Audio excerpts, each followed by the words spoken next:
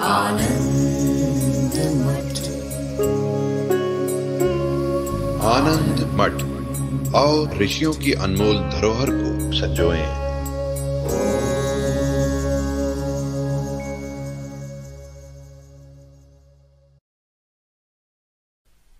शास्त्रों की शरण में जाने पर यह कहा गया कि परिस्थिति स्वयं अंतिम कारण नहीं है, परिस्थिति भी फल रूप है। इस परिस्थिति के पीछे जो कारण है वो है व्यक्ति का कर्म। तो आज मुझे जो भी परिस्थिति प्राप्त है वो मेरे पूर्व के कर्म का परिणाम है। और ध्यान रखें, ये कोई परिस्थितिवाद से पलायन करने का विचार नहीं है, इसके पीछे बहुत विचार है। मैंने लोगों ने यहाँ तक कहा कि बोया पेड़ बबूल का, आम कहाँ ते खाए। तो अगर व्यक्ति ने बबूल का बीज बोया हो और ये ख्याल रखता हो कि मैं आने वाले वक्त में इससे आम के सुंदर सुंदर फल खाऊंगा, बोले ये तो संभव नहीं है। प्रकृति का अपना एक नियम है, अपनी एक व्यवस्था है। तो यदि हमारा कर्म शुभ रहा है पूर्व में, तो वो शुभ परिस्थिति को जन्म देगा, और यदि अशुभ रहा है तो वो अशुभ परिस्थिति को जन्म देगा।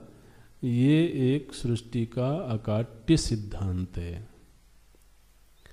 तो जब वो परिस्थिति को भी फल के रूप में देखता है तो फिर कारण के स्थान पर कौन मिलता है? कर्म। तो व्यक्ति का प्रयत्न फिर बदल जाएगा। जो केवल परिस्थितिवादी है उसका प्रयत्न होता है परिस्थिति को ठीक करना। लेकिन जब कोई कर्म और परिस्थिति के बीच कार्य कारण सिद्धांत को समझता है, स्वीकार करता है, तो फिर वो परिस्थिति को ठीक करने की बजाय कर्म को बेहतर करने की दिशा में बढ़ेगा।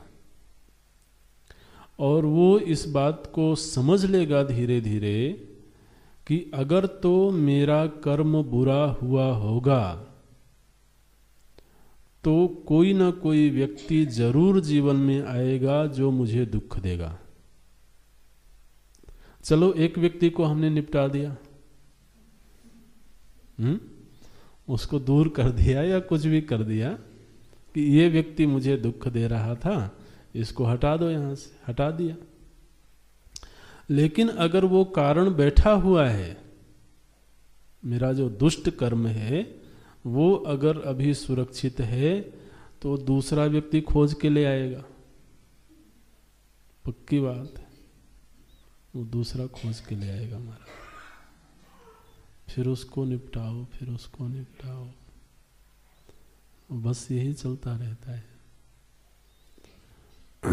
वो विचार करता है नहीं, अब आज की परिस्थिति को ठीक करने के लिए अगर मैंने दुष्कर्म का सहारा लिया है तो यही दुष्कर्म आने वाले समय में पुनः दुखद परिस्थिति को प्रकट कर देगा।